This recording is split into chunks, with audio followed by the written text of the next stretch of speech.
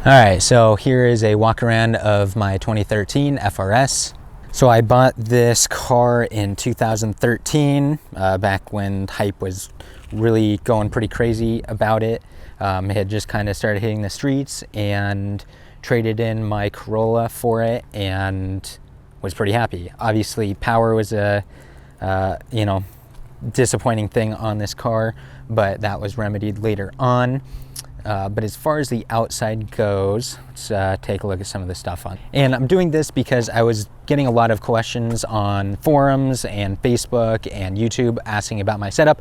So this is the full thing and pretty much everything that I've had on it. So starting off with, I've got the Velox or Versus now front splitter, and I do have the support rods, and yes, you can stand on there. So really strong, really nice piece. I used to have a carbon fiber front lip, which I did really enjoy, but it unfortunately broke one time. There was box in the road that was unavoidable, so I hit that and shattered it.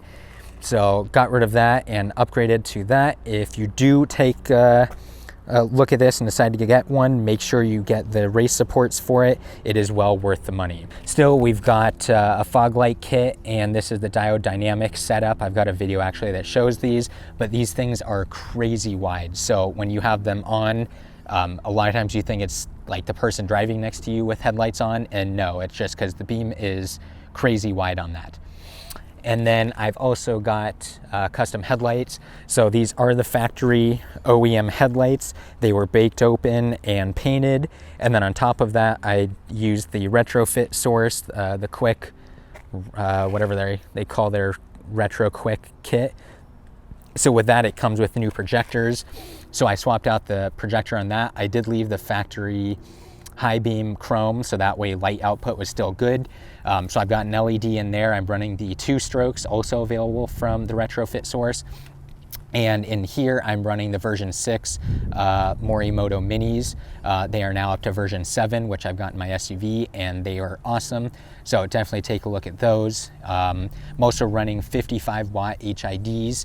So these aren't your normal typical like purple or blue or whatever. They're very white, but the wattage on them is crazy high, and so I'm also running a very high Kelvin bulb, but the more watts and more power that you put into the bulb, the lower effective Kelvin rating basically. So I actually have 9,000 K HID bulbs in there, but because they're running at 55 watt, they are a very, very clean white color, maybe a hint of blue, but honestly, it's less than your average 6,000 K bulb that you'd see.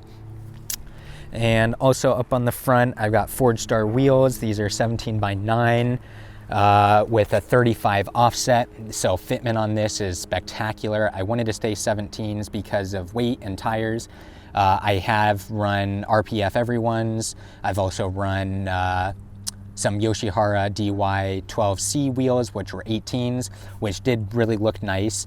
But I knew that I ultimately wanted 17s, and these Forged Star wheels are fantastic. So I'm running a square fitment on the car. Basically just keep handling and everything else, stay consistent, as well as make it easy to rotate tires if I need to. Tires right now, I've got the Toyo R888Rs, so these are the newer version of the R888s, and they've been fantastic and perform very well. So I would definitely be, putting more of these on afterward. I can daily drive these, no problem. I haven't really driven any wet weather because we live in SoCal and it never rains, but they've handled, track stuff really well, autocross, so they've been very good tire. And then on top of that, I've also got the Prodigy Works 14-inch 355 millimeter brake kit on there. I did upgrade from a Stop Tech kit that I used to have on there. And with the Stop Techs, they were nice, but I just wanted a bigger kit.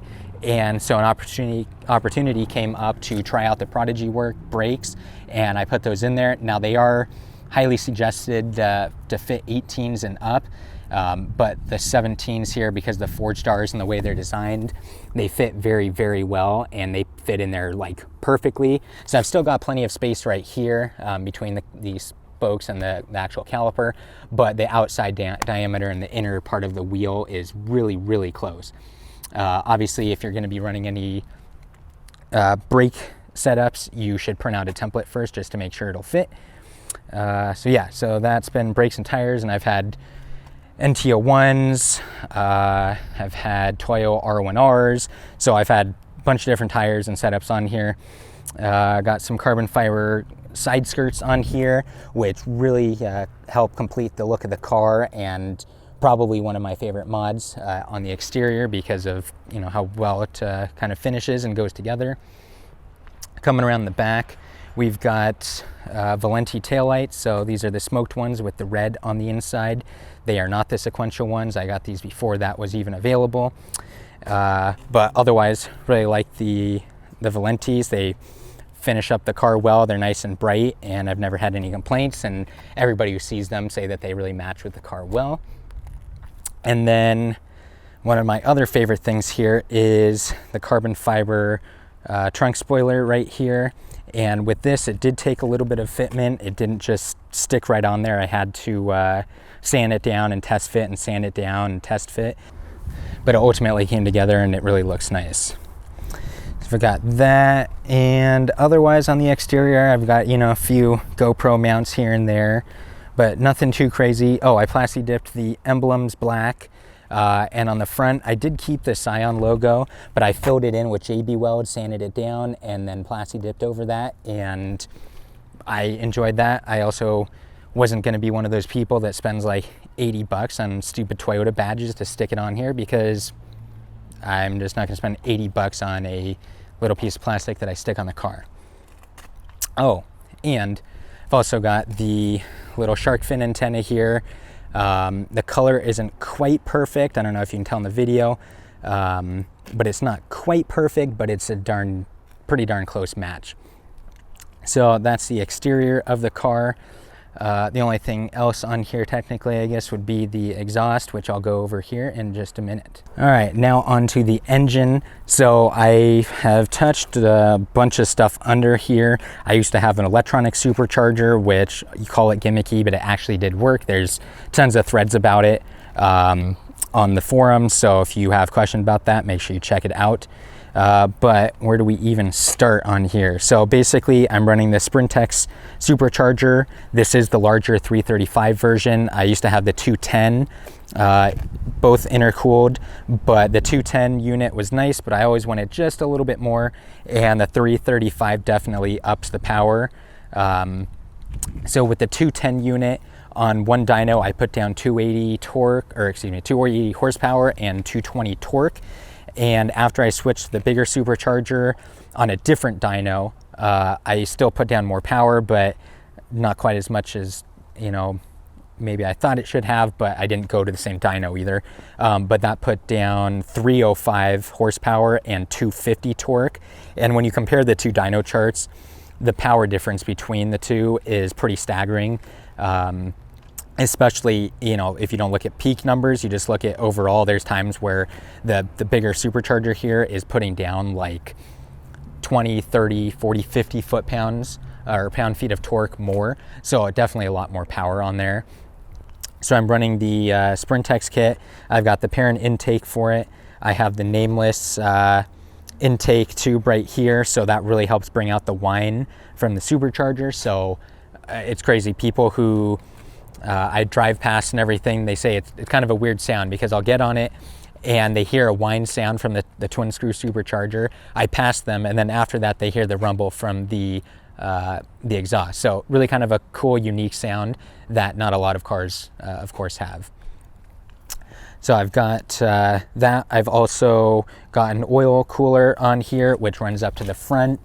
And so with that, basically it's got a thermostat in there. So when oil is cold, it is closed, but when it starts to get hot, it opens up and keeps the oil temps down. Suspension, I'm running a handful of white line suspension bushings throughout the car. I've also got Olin's coilovers and the Velox / Versus Engineering camber plates, so I can make sure that camber and everything is set perfectly. So getting this aligned was fantastic. And I'm running about -3 degrees up front and 2 in the back. So decent amount of camber, but this car is made for turns, and on the track it feels very neutral and very easy to control and predictable too. You know, when you come into a corner and you're braking, you know what the car is doing, you know how it's feeling. And so that's been obviously a huge increase in suspension performance. And then I'm also running the white line sway bar up on the front. I haven't replaced the rear yet, but that'll be coming up. And then as far as the exhaust goes, I've got a Group S unequal length header up front. I'm also running the Group S overpipe, and then I'm running the EVS front pipe, so no cat and no resonator. And then I've got the Perrin 3-inch cat back, which exits out the back. And to me, it is darn near perfect. It has awesome sound and isn't too loud, but it's definitely, you know, very noticeable, but it doesn't have any really bad drone or anything like that, and it doesn't annoy people. I can still have a conversation in the car. Granted, it is still a little bit louder, but overall it's not too bad. Driveline wise, I've got an aluminum drive shaft in the back, so that drops some weight. And then I've also got the McLeod Street Supreme clutch in the car. I've also got Velox versus Engineering clutch fork, so that's in there helping make sure that the power actually gets to the ground, because when I first had the Sprintex 210 unit, everything was good, but when I upgraded to the 335, the torque and the power is just way too much, and so the clutch would immediately slip. But after switching to McLeod and getting that broken in, it's been flawless. I do wide open throttle shifting, launch the car. I mean, it's definitely abused, and the clutch does a great job putting up with it. Oh, also running Cartboy crank pulley on there, so you can see that tucked in there. That was also probably one of the first mods that I did on the car. As far as the interior goes, I'm running a Cartboy short shifter, Perrin drift knob, and otherwise the interior is pretty much stock. Oh, I've got a GPS up there. So the GPS on here basically is just a Garmin built into the dash. I took the pieces apart, glued them together, cut a hole for the screen, put it in there, mounted it, filled it in, sanded, painted, wrapped it, so kind of ends up where it's at today. It's not perfect, but it looks pretty darn good, and when people get in here, they even ask if that was a factory option, if they're not familiar with the FRS or BRZ. The other thing, I'm running Delicious Tuning's Flex Fuel Kit and a Moto East tune right now, so it doesn't matter if you're running 91 E85 or half 91 half E85, it just figures it out and does all the fuel calculations to make sure that it's running properly. So that's been a big help, because in the tune sometimes you know, there'd be times where I don't have access to E85, or I'm doing like an all freeway trip, so I want to throw more 91 in there, knowing that I don't need the extra performance gain from the E85. So I've been running that, but otherwise just running full relays and everything for all of the lights, and might be close to it.